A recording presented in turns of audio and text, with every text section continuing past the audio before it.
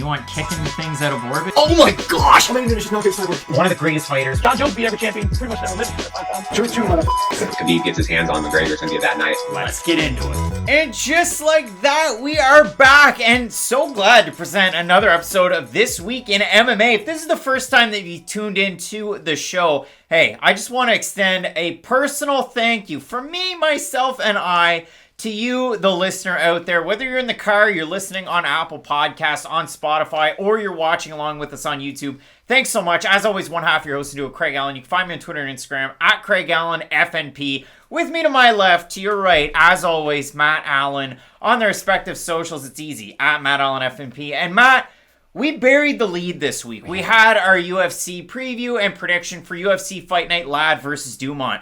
But oh wait, there's more, because Matt, this weekend, Bellator 268, I mentioned it at the start of our overall previews and predictions. We said the UFC was a 2 out of 5 star card on Fight Matrix. Bellator's got them beat 3 out of 5.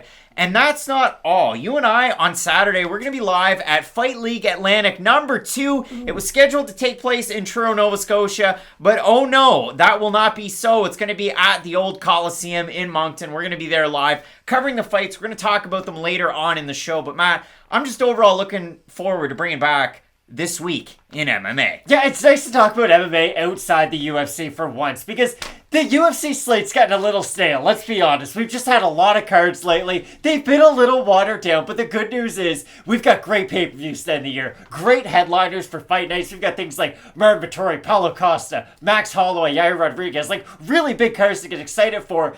And we've also got this Bellator event this weekend. It isn't that often that you have former champions fighting former top UFC fighters. And also, Vadim Nemkov might be the best 205-pounder in the world. And we should probably talk about him a little bit more. And I'm not just saying that because Big John McCarthy will try to shove that fact down your throat. But I really do think that Vadim Nemkov's run that he's gone on, he's proved that he's well-rounded. He can strike. He can grapple. Like, no matter where the fight takes place, he can excel in. And I really do feel like if he can string together a few more wins, the conversation really will start to shift and become, is Vadim Nemkov the best 205-pounder in the world? Matt, well, let's switch it on over to one of my favorite newer segments on the show. And again, if this is the first time you're tuning in, thanks so much. We're going to throw it on over to our MMA Landscaping segment. We're going to talk a little bit more about Bellator in depth, as well as that Fight League Atlantic 2.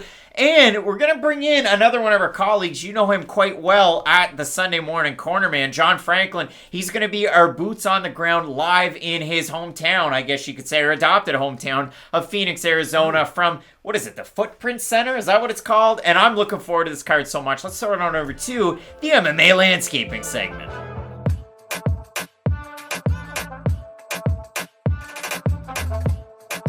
And when we're looking ahead to this weekend, we're doing our MMA landscaping. We're having a little bit of fun. We talked about it earlier on in that UFC card. You have UFC Fight Night Lad versus Dumont. There's lots of different fights that, of course, I know I'm looking forward to. You are as well. And it seems like everybody out there in the comments section and in the DMs on the Instagrams, Ludovic Klein, Nate Landwehr, that's a really fun fight. The co-main event coming up this weekend, that's a pretty good one.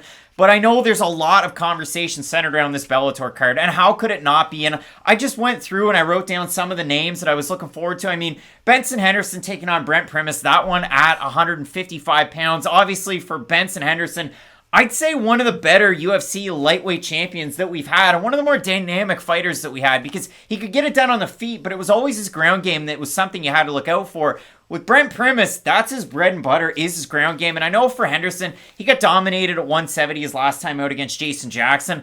That's just going to happen. I think Jason Jackson's going to have a hell of a fight against Yaroslav Amosov when it happens. But for the here and now, Benson Henderson competing on the same card as his wife in this one, not something that we see all that often. So I really am looking forward to this fight. I think it should be fireworks at 155. I think this will be a phenomenal fight. This is kind of like a Bellator crossroads fight. Normally these fights happen in Bellator between like a 45-year-old and a 30-year-old, but these guys are still both somewhat in their prime. Just Benson Henderson has a lot to prove right now. Like, he's shown that, okay, at 170 pounds, he can be an exciting fighter. I wouldn't say a great fighter at that weight class, but at 155 pounds, like, you know, become a UFC champion at lightweight by accident. You're really, really good at this weight class for a reason. And Benson Henderson, like you had mentioned, is just so well-rounded. But with Brent Primus, you're dealing with the former champion who, again, has a lot to prove. Brent Primus thinks that he deserves to be back in that title picture, and this will be a really interesting fight because both guys are so well-rounded. If this is just a grappling fight, it should be a great exchange between both these guys. If this is just on the feet, it should be really entertaining. So I think this is a phenomenal fight. Yeah, I mean, how many guys get wins in MMA by Gogo Plata? It's pretty rare. There's not that many of them. For Brent Primus in his last 3, he was able to pull out one of those. But again, I had mentioned you have Maria Henderson on this card as well. You go top to bottom through the prelims, and we can have a little bit of fun with it. But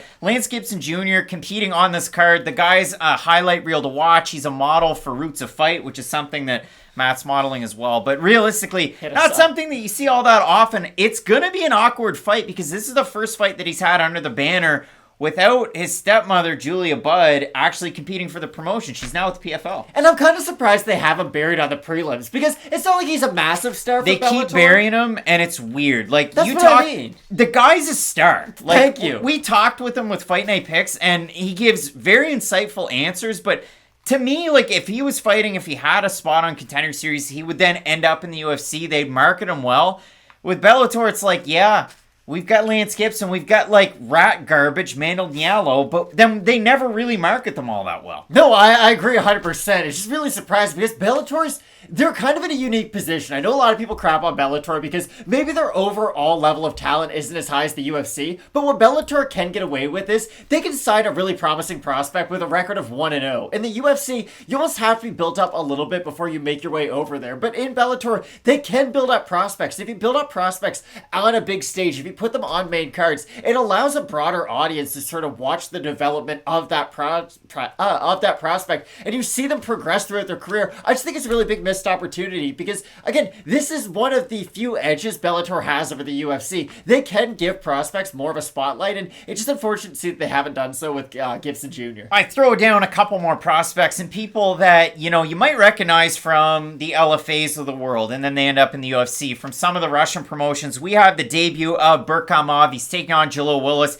That should be an absolute grapple fest if you're looking forward to a very high-level fight that is, again, buried on the prelims. That's one of those ones that really, you could take that fight, put it in the UFC. That could be a featured prelim for all I care. We say this, but as you look at the main card for this Bellator, it's not like I'd really replace any fights on the main card. Like, this is one of the deeper Bellator cards because it is so good top to bottom. You want to see a big finish? Javier Torres taking on Gregory Milliard. That should be absolute fireworks. We have Bobby Lee taking on Nick Brown. Again, a couple of guys that are down to bang. It's a Julian Lane special. For me, the fight that I'm really looking forward to, I assume as of now at the start of the week, this is going to be your featured prelim. We have Carl Albrechtsen, who really hasn't kind of got it going yet with Bellator, and you know exactly what he can do. On his best night, he can beat Yuri Prochazka. On his worst night, well, he can't, but then on his best night, he can beat a Vadim Nemkov. Like, Carl Albrechtsen, when he brings it all together, he's an all-stars guy out of Sweden. He really has that whole package. He's going to be taking on Dovletsan Yagshmaradov, a guy that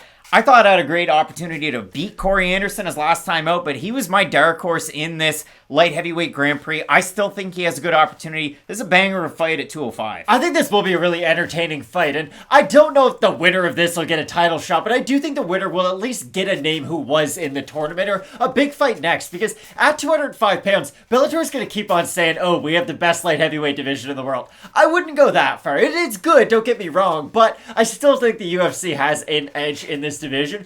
I think Albrechtsen has a lot to prove. Again, I know I've said that for a few fighters on this card, but no one really knows what baseline Carl Albrechtsen is. I know on his best day, like you said, he can beat some of the best fighters in the world, but I know on his average day or on his worst day, he's just kind of stationary. He doesn't really bring all those intangibles and all those X factors that he has in his wins. So it'll be really interesting to see what version of Albrechtsen we get and if he can ever find a level of consistency in Bellator. Your fight right now to kick off the main card, Henry OK Corrales. Again, on his best night, he can beat an Aaron Pico, and then on his worst night, you're losing to, middling Bellator prelim fighters. It's just very strange, the highs and lows of his game, but I know for sure He's in there to have a great fight. His opponent is going to be Vladislav Probyunchenko, and this is a guy that wasn't able to get the win in his Bellator debut. They're looking for fighters out of Ukraine that are going to be stars. I mean, again, you look at your guy that's a champion at 170. Holy smokes, do we have another guy like that? I don't know, but in this fight, both guys have a lot to prove, and pretty sexy records at that, too. The way you build it is Henry Corrales Bellator's like Jeff Horn, the boxer. Like, on his best day, he beat Manny Pacquiao. Then he had another big fight against Bud Crawford. Didn't go his way at all. It's just, there's peaks and valleys to the career of Henry Corrales, but he's a really entertaining fighter no matter what, and if you miss out on his Bellator fights, you're doing yourself a huge disservice. With our co-main and main event, we're going to throw it on over to a classic fight night preview and prediction of those two fights. Of course, those are your semifinals for the Bellator Light Heavyweight Grand Prix. Absolutely can't wait for it. And in one half of your semifinals with Bellator 268 in the light heavyweight division, we have a couple of stud wrestlers going at it. And it's kind of crazy to think of it this way, but for Ryan Bader, he won the Ultimate Fighter way back when. And for Corey Anderson, he also won the Ultimate Fighter way back when. Both of them at 205 pounds. Both of them had ample opportunities in the UFC, but just never really developed to the full capacity that we thought they could. And for Corey Anderson, he was so green when he was on the Ultimate Fighter. He was one of those guys that a lot of people overlooked. He ended up using that grinding wrestling style that he has and was able to win out on the season. And he had big fights and he had, highs and lows. He had huge peaks and valleys really in that promotion. Ultimately culminated with a potential title eliminator against Jan Blachowicz that did not go his way whatsoever. And it was a small show. It was UFC Rio Rancho, John Jones in attendance. You had Michel Pereira losing to Diego Sanchez. And ultimately in that main event, Corey Anderson sees himself out of the promotion. He was on a heater at the time. So he comes over to Bellator. And they give him a layup of a 40-plus-year-old Melvin Manhoff who was blown up to 205 pounds. And Beaston's going to Beaston. And he ultimately mopped the floor with him. Then in his, quarterfinal and his first fight in this Grand Prix, he takes on Dovletsan Yagshmaratov, a guy that was a huge dark horse in the division. And I thought, and I predicted that Dovletsan was going to get the win. You had Corey Anderson. And when I watched that fight play out, it was just like watching a train wreck. I was so disappointed. I gotta be honest, Craig, I felt great after that fight because it went exactly how it probably should have. Let's be honest. If Corey Anderson was gonna win that fight, what was he gonna do? Go for takedowns, implement ground and pound, and maybe get a finish. Now, the interesting thing about Corey Anderson in Bellator, I'll even say Corey Anderson for the last 4 fights, is he's developed a much more aggressive style because that was the narrative about Corey Anderson. It's not only that, yes, he's a little bit chinny, it's that he's just not that fun to watch at the end of the day. And in the UFC, they put a lot of value into your marketability and your watchability as an MMA fighter. And up until that Johnny Walker fight, the story about Corey Anderson was that he's just kind of a lay and pray guy. He's more of a point fighter. He's not really going in there to finish fights. And he was sick and tired of that narrative going into the Johnny Walker fight. And ever since then, we have seen a more aggressive version. Against Walker, he darted across the cage, threw one combination that hit Johnny Walker, and just went after him after he hurt him. And it was a great performance by Corey Anderson, and it kind of proved that, hey,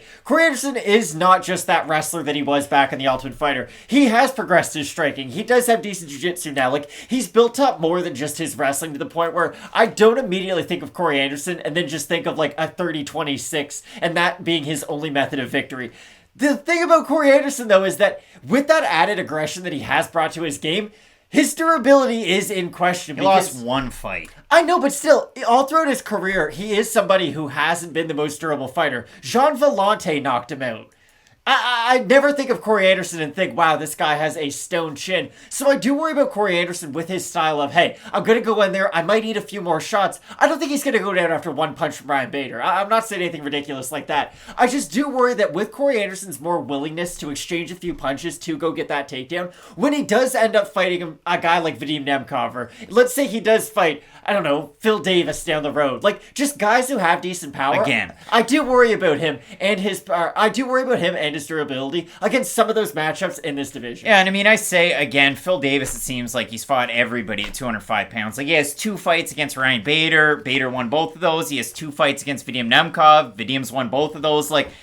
Phil doesn't lose very often, but usually it's to the same fighters. But for Ryan Bader, the craziest thing is, in the graphic that I have up in front of you, he has a belt because he still is the Bellator heavyweight champ. His last win at heavyweight was over Fedor Emelianenko back in 2019 at the start of the year. Then he went to defend his belt against Czech Congo, more than deservedly so. There was an eye poke, the fight ends, and that was his last fight at 265 pounds. That was back in August of 2019, or rather September 2019. Since then, he lost to Vadim Nemkov, where he ate the head kick almost behind his ear. He goes down. He gets back up because the referee was Kerry Hatley, and he thought that, listen, a champ's got to get a champ's, opportunity to defend himself. To quote Mario Yamasaki, I gave him the opportunity to be a warrior. Kerry Hatley gave him the opportunity. So then he goes out there, and his next fight is against Lyoto Machida. And there was about, almost a year, 8 months or so between that loss and the Machida fight. Now, you have to think of it. Ryan Bader's first fight against Lyoto Machida, these guys are prime fighters. Machida a little bit further away than Bader, but both guys still prime fighters. Machida finished him in the second round easy. So then in the second fight, Ryan's like, I didn't forget about that loss all those years ago. And that was a classic Ryan Bader performance, and that was back early on this year. He did look really good. It's just my issue with Ryan Bader as of late is that I don't really know where to gauge his talent against top-level light heavyweights. Because Lyoto Machida, I know he was the light heavyweight champion in the UFC, but physically his frame belongs a lot better in 185 pounds than in middleweight. So to say, to say Ryan Bader, he kind of absolved his sins with a win against Lyoto Machida, it's just hard to say because we don't really know what version of Machida he fought. Machida looked good against Gegard Mousasi, I'd say, not that long ago, but he still is pretty old in his career, and if you're going to beat Machida, you're probably going to go out there and out-grapple him, and that's exactly what Ryan Bader was able to do.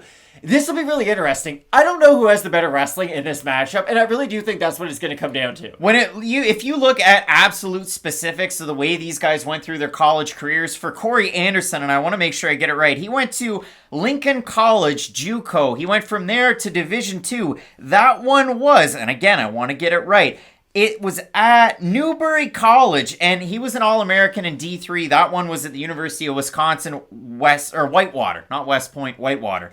If you look at it for Ryan Bader, Division I All-American, this guy has the pinnacle of wrestling. It's weird to see how these guys get into MMA because for Ryan Bader, he went and parlayed wrestling into MMA. He won the Ultimate Fighter Season 8 at light heavyweight. Pretty cool stuff. For Beastin 25-8, the voice in the back of his head was former Bellator champion Ben Askren that kind of got him involved with Rufus Sport. He gets into MMA. Again, he only had, I think it was 3 pro fights before he went on to the Ultimate Fighter. He wins it, and then he has tons of fights, and you know the story from then on out. But it's just crazy to me to see where Corey Anderson's career went. And then for Ryan Bader, too, I always thought him as, he didn't get it done against John Jones, and they were both early on. Every time Ryan Bader got close to the Sun Devils, he got burned. So it really is tricky. The narrative going into this one on the Bellator Countdown, as narrated the entire thing by Big John McCarthy, is Corey Anderson says he got the best of Ryan Bader, who was training for a 5-round main event or a 5-round fight, and he finished him in the 4th round. And Ryan Bader says, training doesn't really matter. And I agree to that extent. I mean, there's a lot of great hockey players that look good in junior, like Nail Yakupov, but then when it comes to the NHL, they just can't get it done. There's always these stories about guys sinking and swimming, like in Face Value by Phil Collins, where was in the air tonight about a guy that drowned? No, but both of these guys, when it came to their big opportunities in the UFC, they kind of drowned. But when it came to Bellator, they flip it on their head, and it's like the back of Phil Collins' head when we're just drum soloing in the air tonight. So, Matt, I ask you this. We know how good of wrestlers these guys are. We know how close they are to their primes. Ryan Bader's kind of sneaky because he's 38, but I would say he's still relatively close. He has a puncher's chance if he doesn't get hit, and B, he always has his wrestling to fall back on. We saw that in the Machida fight. Corey Anderson, though, still a lot closer to that prime age. I mean, he just turned 33 a couple of months ago or a couple of weeks ago. Let's make sure. Let's be 100% clear. Corey Anderson is 32 years and 3 weeks old. So, yeah, he just turned 32. The odds for this one, Ryan Bader, plus 135 underdog, is your heavyweight champion with the organization. For Beastin 25-8, minus 165. Matt, we haven't looked at the Tapology picks or votes yet. We're going over under 70% Anderson. Where do you see that one? I think they're 60-40 Anderson. 62% going with Beastin 25-8. 58% have him to win by knockout. For the 38% that have Ryan Bader, 52% by decision, 40% by knockout. again, I doubt somebody's going to get a submission win in this fight. How do you see this? No one's going to like what I'm about to say. I think this fight's going to look a lot like Ryan Bader's 2 fights with Phil Davis. I don't think this fight's going to be overly entertaining. And I hate saying that, and don't worry, for our next preview, I think that fight's going to be very entertaining. But you have to understand, Ryan Bader and Corey Anderson's wrestling pretty much cancel each other out. Although Ryan Bader might have slightly better credentials with him being a Division I wrestler, Corey Anderson still uses his wrestling a lot more in MMA, I would say. He is slightly more of a wrestler when it comes to actual MMA wrestling, so I would say they sort of cancel each other out. Let's say one guy does get the takedown on the other. I doubt they really have the ability to hold them down for all that long of time, and it's going to just take so much energy to get the other guy down that I doubt other guy has that in their game plan. Even if Ryan Bader can take Corey Anderson down, it's going to take him like 40 seconds of hard wrestling and then hopefully try to trip him to get it to the ground, or vice versa. Neither guy's going to get a takedown easy in this fight, and that's why I think they're just going to cancel each other out a lot. The one thing I will say, though, is that Corey Anderson, I think, has slightly better volume on the feet. This is weird because Ryan Bader, I think, is the more powerful guy on the feet. He's shown that he does have decent power on the feet, even though I don't think his striking defense is all that great, and I do worry about him against other top-level strikers. I just look at these guys as being very similar in a lot of areas throughout their MMA careers. But I do think Corey Anderson's the slightly more active guy, and I think that's why I have to pick him in this fight. I'm going with the younger guy in this fight, in Corey Anderson, because as weird as it might seem, you talked about it in terms of volume, but in terms of length, in terms of how they utilize their length on the feet, Corey Anderson has not just the physical attributes, but he utilizes those things quite well when he is in the cage. Now, against big-time power punchers, against great boxers, against Jan Blachowicz, did that work out? No. Against Jean Vellante, did that work out? No, but I think in a fight like this with Corey Anderson, we've seen it from him so far, from the UFC in that run that he went on before he fought Blachowicz, and then in the last 2 fights that he's had, he's kind of been able to capture that magic. So for me, I think that Corey Anderson's going to go on from this fight, going to go into the finals, and going to book his spot against either your champion currently, Vadim Nemkov, or the dark horse out of Lithuania, Julius Anglickas. I absolutely love that fight and this fight. In this one, both of us going with Illinois' own Overtime Anderson to get the win. We got boots on the ground and John Franklin. He's going to be providing coverage live from the arena for Bellator 268, so stick around for that. Find us on FightNightPicks.com for more of that, as well as at FightNightPicks on Instagram, Twitter, and the various socials that are out there. Really looking forward to this one. We also have our main event that you're not going to want to miss. Keep it locked in with Fight Night Picks, as we always say. Let's get into it. Big time main event coming up this weekend, Bellator 268, and with Fight Night Picks, we're going to have boots on the ground with our own John Franklin. He will be live and in attendance at the arena. If you want to fist bump him, I don't know what his protocols are on that one, but I can tell you one thing, it's going to be heating up inside the cage. We have one half the semifinals in your Bellator Light Heavyweight Grand Prix. Your current champion, Vadim Nemkov, looking to defend against Anthony Rumble, who... Well, that's not Rumble Johnson. We have Lithuania's own Julius Anglickas, the former LFA champion at 205 pounds. And Julius is one of those really interesting fighters. When you look at it, he doesn't train out of one of the bigger gyms in the world, and he will admit to that. He trains out of St. Charles MMA in the St. Louis area, and I think that's really neat. You see some of the guys that are in his corner. I think Marcel Fortuna was one of the guys that I saw out there on Instagram. But when I look at the way that Julius fights, it is a very interesting type of style, and I know you're going to take it away a little bit, but I went back, I watched a lot of his fights, I looked at the way that he kind of does things. When he fights a striker, he wrestles. When he fights a wrestler, he strikes, and so far in his career, other than the one submission loss very early on, it's worked out great for him. I mean, he's won and won and won again. With Bellator, he is, of course, undefeated, but it's interesting to see the way that he made it into Bellator, because Julius is one of those guys that I like, and it's a different path, so let me explain it, to an AJ McKee, to a Lance Gibson Jr. that's on this card. I think he's a guy that the UFC missed on. I think Dana White made a mistake with him, and I'm going to read you the quote, because for Julius, he was on Dana White's Contender Series. It was back not that long ago, 2019, Week 8. And if you look at the card, 6 fighters got contracts into the UFC off of that one. There were only 5 fights, and Julius didn't get one, so figure that one out. Sarah Alpar fought Shanna Young. Alpar wins. Dana White goes and says, yeah, listen, Sarah Alpar's strength of schedule is really good. She fought a lot of title fights. Let's throw her in the UFC. Then they threw Shanna Young into the UFC, who's now 0-2. Sarah Alpar, 0-2 in the UFC. William Knight was in the main event. They signed him you know why they signed him, but they signed him, so he ends up there. Who else? Ray Rodriguez fought Tony Gravely. Well, Tony belonged in the UFC, and Ray was a champion with other organizations. They bring him into the UFC, he was very bad. But the reason why Dana didn't sign Julius Anglickas, and I am going to read you the exact quote, I felt like Reed gassed in the first round, and Julius didn't go after the finish like he should have. Go after him like he should have is actually what he said. Told him to fix some holes and maybe he'd end up back there, but that he's in his prime. Julius took that, went into Bellator. Now, all of his wins coming into Bellator are by finish. His last 3 are by decision.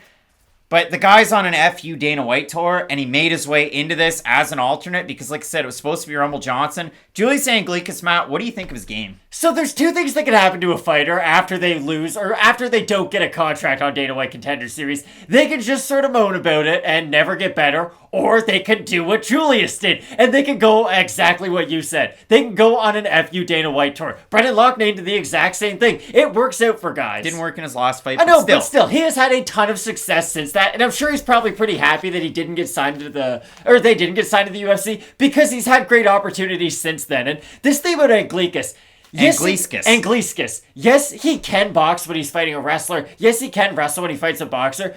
But when he is on top of a guy, when he is implementing his own forward pressure, and when he's the one mixing in his takedown attempts with his wrestling or with his boxing, he's a tough fighter to beat. And his grappling style is the type that he takes you down. You're losing your cardio every second you're spent underneath him. He's making you work for every second. He's making you try to get back up to your feet. And it'll be a really interesting fight against Vadim Nemkov because Nemkov, and the first thing I think about when I think about Nemkov is compact. He's kind of like Alexander Volkanovski for this division. He's not necessarily big, but I don't think he's at a strength disadvantage by any means. What I am trying to say is that if Anglickas can get on top of Nemkov, and especially early on in this fight, he might be able to wear on him to the point where the great cardio and the great footwork of Nemkov just won't be there in the 3rd round, in the 4th round, in the 5th round. And yes, Nemkov might have a speed advantage over Anglickas, but if Anglickas can get him down to the mat and just start to wear on him like he's done in many fights before, he could start to even the scales as this fight progresses. And I mean, if you do look at it for Vadim Nemkov, he's had 2 very close fights with Phil Davis. The first one was a split decision. In the rematch in this tournament, he ended up winning by unanimous decision. But you look at Vadim in the first round, you look at Vadim in the 2nd round, guy's tired. I mean, Phil Davis is going to wear on you, but for Phil, he wasn't able to get the wrestling. And that's one of those things about Davis's recent fights. He either does it or he doesn't, and it's kind of weird in the fights that he picks and chooses to do it. One of the best to ever do it out of Penn State. But for Nemkov, this is a guy undefeated with Bellator. His 2 losses, one to Yuri Prohashka over with Rizin, the other one with Rizin, and it was back-to-back fights. One to Carl Albrechtsen, who's also on this card. And when you look at this card, it's got to be a lot of weird familiarity, similarities, and guys going side-eyeing each other. For Julius, it's got to be like, yeah, I was destined to be here, but you look at the last 5 fights for Nemkov. He beats Liam McGarry. Even before that, he beats Felipe Lins that ended up in the UFC at heavyweight. Yikes. He beats Rafael Carvalho. He ends up getting the win over Ryan Bader to win the belt. And then, of course, that fight against Davis's last time out. But that Bader fight just kind of goes after him. Lands that head kick, knocks him down, fires away. Kerry Hatley lets it go on. And then he ends up getting the finish, gets the TKO win. Vadim Nemkov, when it's on the feet, absolute lights out. When it's on the mat, I worry a little bit more against a guy like Anglickas. So, Matt, I absolutely love this fight. And when I looked at the odds, I kind of went, yeah, I guess. I mean, Nemkov, a minus 320 favorite right now. Anglickas somewhere around a plus 255. Not a lot of sites with odds. And those are average at best fight odds. The votes on Tapology for this one, we haven't seen them. I'm going to guess somewhere in the 85% range for Nemkov. What do you say? I'll say above. You're going to say above? 312 votes. It's not a lot. 95% Nemkov, 25% by decision, 67% by knockout. For the 5% that have Anglickas, 59% by decision, 35% by knockout. It's possible. I mean, Vadim Nemkov lost by retirement at the 10th minute against Yuri Prohashka. So there is that. But this is a tricky fight for both guys. I'm really loving the matchmaking here, and I like the fact that Anglickas is the guy that steps in for Rumble because straight up, yeah, Rumble got a knockout in his last fight, but man, he looked bad. Like, a grappler almost knocked him out in the first round of that one. This is my only problem with Vadim Nemkov. I think he's going to win this fight. I'll get my prediction out of the way right now. But My issue with Nemkov is when I think about some of the best light heavyweights in the world, I think there's guys out there who can take advantage of some of his shortcomings. Because, just hear me out, with Vadim Nemkov, yes, he's a great striker, and yes, he's a phenomenal striker when he moves forward. But could he be outvolumed in a fight? Yeah, he could. There's guys out there who could keep a higher pace than him.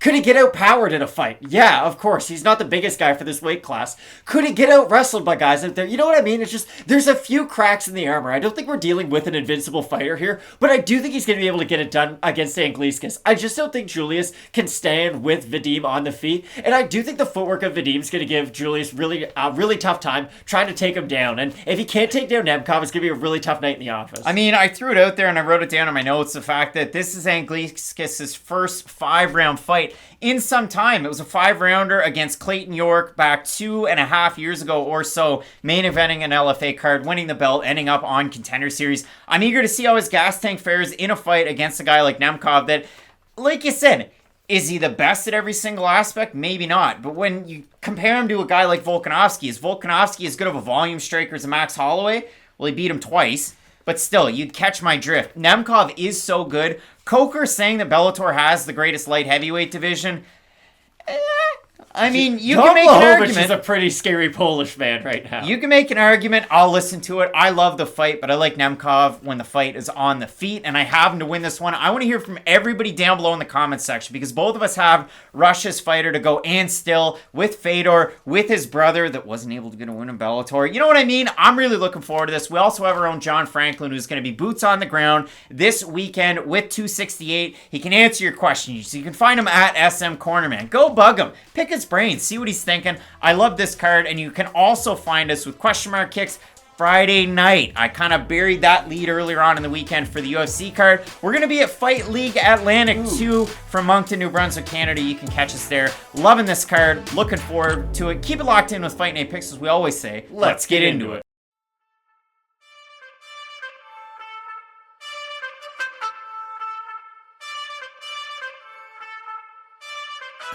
And we're back to MMA Landscaping. And Matt, this weekend we're going to be set up live at FLA2 from the Coliseum in Moncton, New Brunswick, Canada. Matt, listen, experience Regina. We're going to experience Moncton. And this is where it kind of all comes full circle because, listen, my first MMA event was on a whim where I sent a message to a promoter back in 2018. I covered NEF. They were live in Portland, Maine. And that kind of got the train rolling. And then I was covering events in Maine more often than not. I made it to every single one. And then out of that, again in 2018, the first ever UFC event that was covered with Fight Night Picks was UFC Moncton. It was Anthony Smith, Volkan Oezdemir. Now that was at the brand new Avenir Center, which this is not at. This one's going to be at the Coliseum because there's hockey, there's the Moncton Wildcats, lots of different stuff to look forward to. But again, it comes full circle because in terms of the New Brunswick MMA scene, I've only ever covered one fight card in our home province, and that's been it. There's also hasn't been any cards in Nova Scotia. There hasn't been any in Prince Edward Island, so on and so forth. And it just sucks because the very first Fight League Atlantic card that there ever was, I mean, Jesse Arnett was there. Jimmy Smith was on the call. I was flying back from Florida to another NEF show that featured Manny Bermudez taking on Bruce Boynton. So it just so ended up that I flew out of there. It was cheaper that way. But I felt bad and I missed FLA. But now I get the opportunity to go back again. And Matt, for you, you've been to one MMA show that Fight Night Picks has covered. And what did you do at that MMA event? I sold t-shirts and talked to strangers. That's what you did. You're going to be covering this one for the first time. Fight League Atlantic putting it on. You can see right up there, Fight League Atlantic over on the Instagrams.